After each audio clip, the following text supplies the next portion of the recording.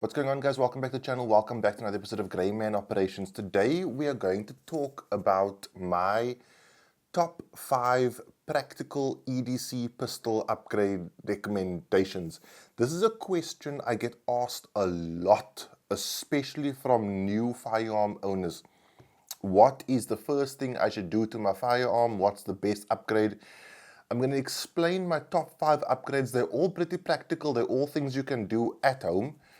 And I'm also going to tell you why they are in that order, because the order I'm going to explain in is the order of how I would do it on my firearm.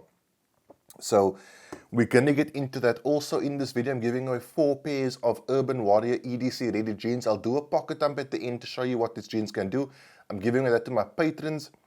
If you want to join on Patreon, it's the first link in the video description below. If you're watching on YouTube, if you're watching on Facebook, Instagram, it's the first comment, but we'll talk more about Patreon later on. So let's dive straight into it, guys. These pistols are empty and safe. The first, and what I consider to be the most important pistol upgrade, and it's the thing I do first whenever I get, or when I've gotten a new pistol, is a quality weapon mounted light. Now, I know a lot of you guys are going to go, what about an optic? What about a trigger, etc., etc.?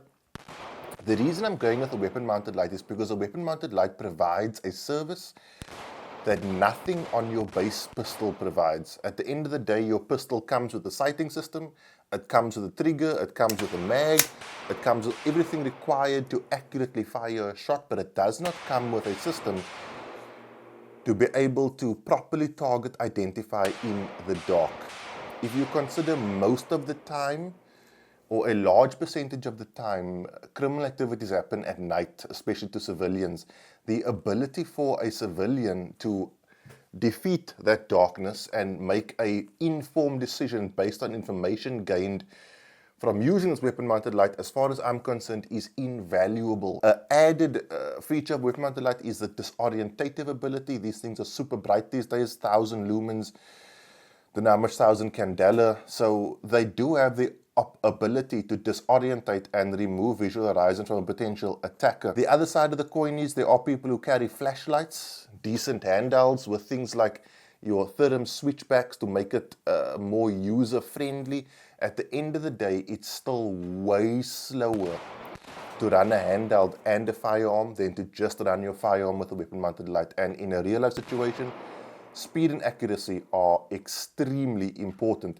So why would you want to slow down having to point 2 things independently of each other and press 2 buttons independently of each other? Not to mention, if you have any kind of malfunction, you need to run a reload, it makes things way more complicated, where you can just get yourself a weapon-mounted light, you have everything at your fingertips, you're running 2-handed, all the control you need, all the output you need, and if you do need to run a reload, it's simple and it's basically normal as if you were one not running weapon-mounted light.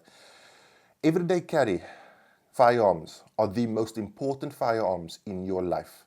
If you ever need to use your EDC firearm, it's probably going to be the most important decision you ever make ever.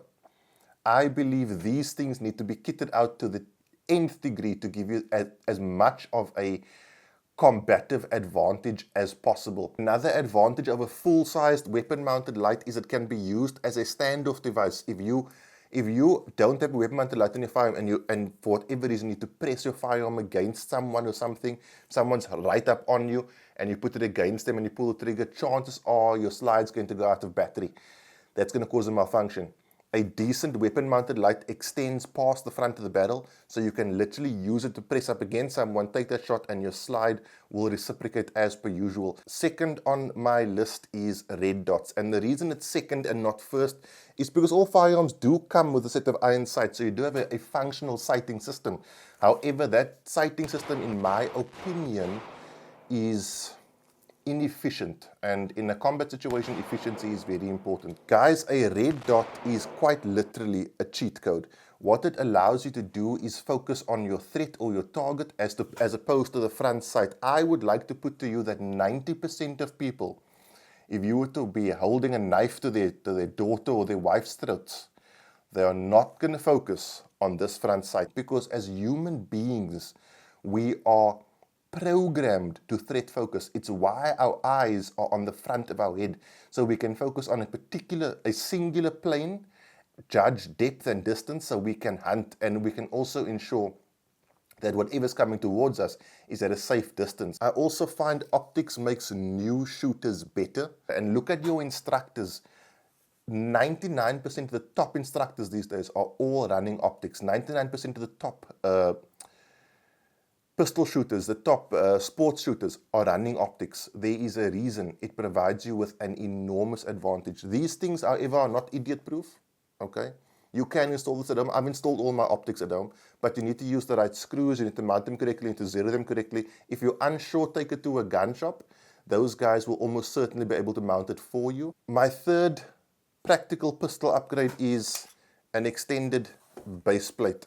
At the end of the day, more ammo is better than less ammo. And once the shooting starts, I guarantee you, having more ammo is nothing you're going to complain about. These days, these base plates are really well made. This is aluminium, this TR1 upgrade. It's got like a grip texture here in case you need to, for whatever reason, strip the mag. You can grab it and grip it.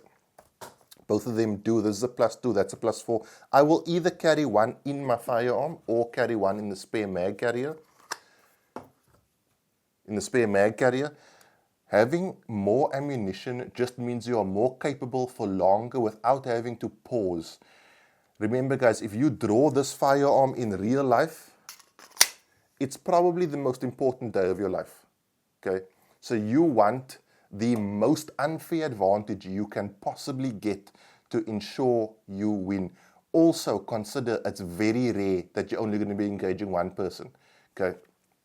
So, I can't remember, a study was done, and I really can't remember when it was done, but it was the US, and I can't remember which police department did it, or if it was survey of all the police departments, but I think it was one fatal shot for every 13 shots fired, something like that, by policemen.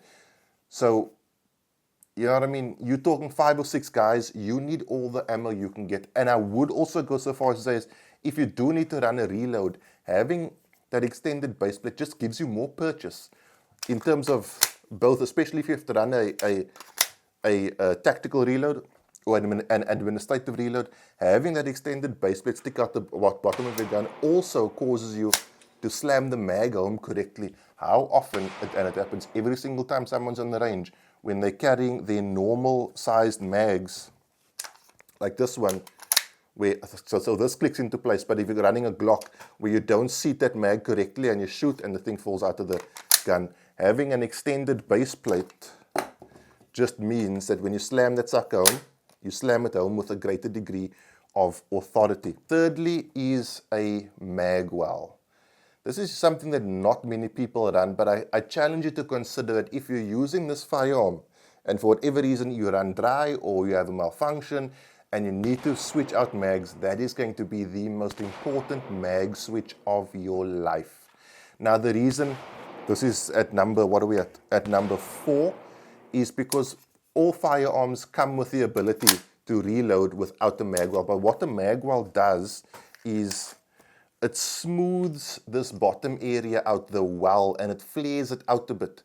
So that if you are shaky, if you are nervous, if you are stressed out like you probably will be, you can find that Magwell properly or easily from any angle, and it'll seat or assist you in seating your mag. And then lastly, guys, this is going to be somewhat controversial because a lot of people won't agree with me. And the reason number 5 is because all firearms do come with this, but an upgraded trigger. A large portion of people's shooting inefficiencies come from poor trigger control. And remember, your standard trigger is often designed to work for everyone in all situations. That's a very non-refined product. Upgrading your trigger with a high-quality trigger will definitely assist you in putting accurate shots downrange. I would never say this until I upgraded my triggers. I always thought it's just pure fundamentals, and it is. Make no mistake, you don't need a trigger. That's why it's number 5. But like everything else on this list, it's going to give you an unfair advantage. It's going to make that shot easier for you to make and give you more confidence in your ability. Remember, when you're on the range and you're shooting at 5, if you're pushing or pulling the trigger over, if you are having to yank that trigger, at 5 meters it's fine. But you might have to take a shot at 15. Okay? That is where you want that trigger to be as smooth and have the cleanest break possible. What I found, especially with Glock, is their standard triggers are acceptable but not spectacular, and they certainly don't give you that unfair advantage that you are after in order to maximize your capabilities. Guys, there is one more thing that I do want to talk about, but let's first give away some gear to my patrons, and then we'll come back and talk about the final extra thing that I highly recommend. Okay guys, so as we always do this is my list of active patrons. Currently there are 141. I'm going to copy all these names and paste them into a name randomizer. Copy. As a side note, you know how everyone thinks YouTube is all fun and games? It's literally 3:32 a.m. on Sunday the 3rd of December. This video's got to be out like in a few hours to my patrons because they get early access. And I haven't even started editing yet, so I pretty much won't get any sleep tonight. So let's randomize these names. This is going to order 141 names. This is going to randomize the names and assign a number to each name. I'm then going to take numbers 1 to 141. Let's just grab these. Come on. 1 to 141. Copy those and paste them into a random wheel of names. Paste that. Just make sure there's 141 and the ease. Get rid of that space. Shuffle these entries. So this is going to be for the 5th pair of Urban Warrior EDC ready jeans.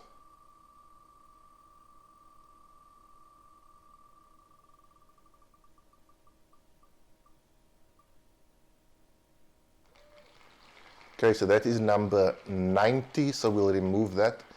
Number 90 is going to be Leandro De Beer. So well done to you, Leandro. You have won a pair of Urban Warrior EDC ready jeans. Let's spin for the 6th pair.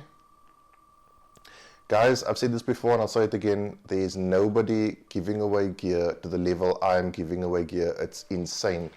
Number 12, let's remove that.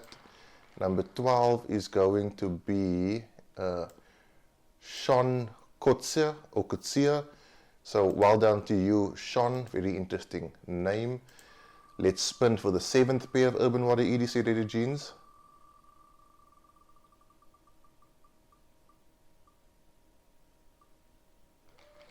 Number 86. So let's remove number 86 and check who number 86 is.